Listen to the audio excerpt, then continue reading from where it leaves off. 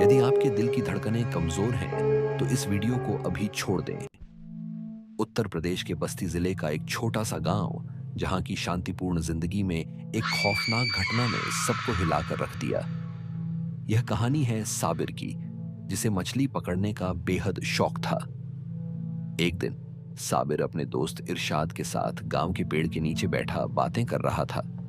साबिर ने बताया कि गांव के बाहर एक पोखर है, जिसका पानी काफी हद तक कम हो गया है और उसमें बहुत मछलियां आई हैं। इरशाद ने सहमति जताई और दोनों ने तय किया कि अगले दिन सुबह सूरज उगने से पहले वहां जाएंगे। रात का वक्त था, गांव में बिजली नहीं थी और गहरा अंधेरा छाया हुआ था। साबिर अपने घर में सो रहा था, तब उसके दरवाजे पर दस्तक हुई। वो आंखें मसलता हुआ धीरे धीरे दरवाजे की तरफ बढ़ा। दरवाजा खोलते ही उसका दोस्त इरशाद सामने खड़ा था, लेकिन कुछ अजीब लग रहा था। ना जाने क्यों आज उसे देखकर बहुत नेगेटिव फीलिंग आ रही थी, जैसे कुछ ठीक नहीं था, कुछ बहुत डरावना होने वाला था। चल मछली पकड़ने, तू अभी तक सो रहा है? जल्दी चल, वरना कोई और पकड़ ले जाएगा मछली को। साबिर ने मछली पकड़ने के लिए जाल और बाल्टी उठाई, लुंगी पहनी और बाहर आया। दोनों चलते चलते गांव के बाहर जाने लगे। पर एक अजीब बात यह थी कि इरशाद थोड़ा अजीब सा बर्ताव कर रहा था।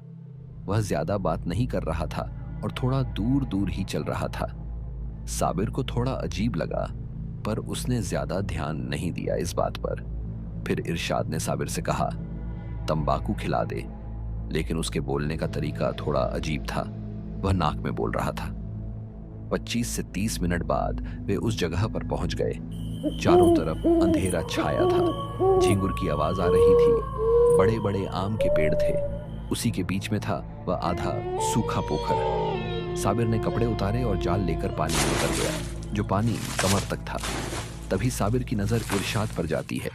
वह अजीब तरह से उसे देख रहा था और अंदर से खुश दिख रहा था। जैसे ही साबिर ने उसी तरफ देखा, वह अपनी नजर चुराने लगा।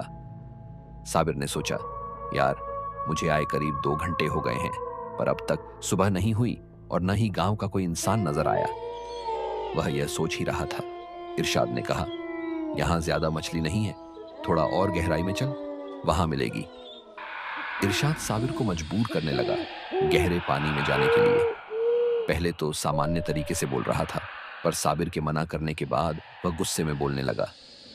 इसी बहस में इरशाद का चेहरा बदलने लगा। यह देख साबिर की हालत खराब हो गई। वह जाल छोड़कर भागने की कोशिश करने लगा।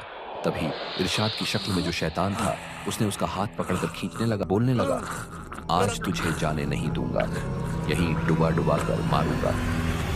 शैतान की शक्ल और भयावह होती जा रही थी। साबिर ने कभी इतना डर महसूस नहीं किया था। उसे लगा आज उसकी मौत पक्की है। शैतान उसे गले तक पानी में खींच चुका था। तभी दूर से किसी के चिल्लाने की आवाज आई। वह आवाज सुनते ही शैतान की पकड़ थोड़ी ढीली हुई। साबिर बेहोश होने वाला था। तभी वह गांव का आदमी पानी में उतरा और वह शैतान गायब हो गया। आदमी ने साबिर को जैसे तैसे बाहर किनारे पर लाया। किसी तरह साबिर को उसके घर लाया गया। उसकी तबीयत खराब हो चुकी थी। 1 हफ्ते तक को बिस्तर पर पड़ा रहा।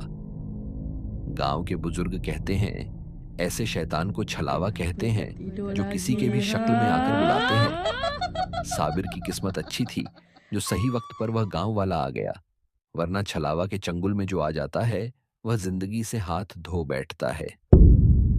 तो दोस्तों, यह थी साबिर के साथ घटी एक सच्ची घटना। अगर आपको भी कभी ऐसा अनुभव हुआ हो, तो हमें कमेंट में जरूर बताएं और ऐसी ही और कहानियों के लिए हमारे चैनल को सब्सक्राइब करें।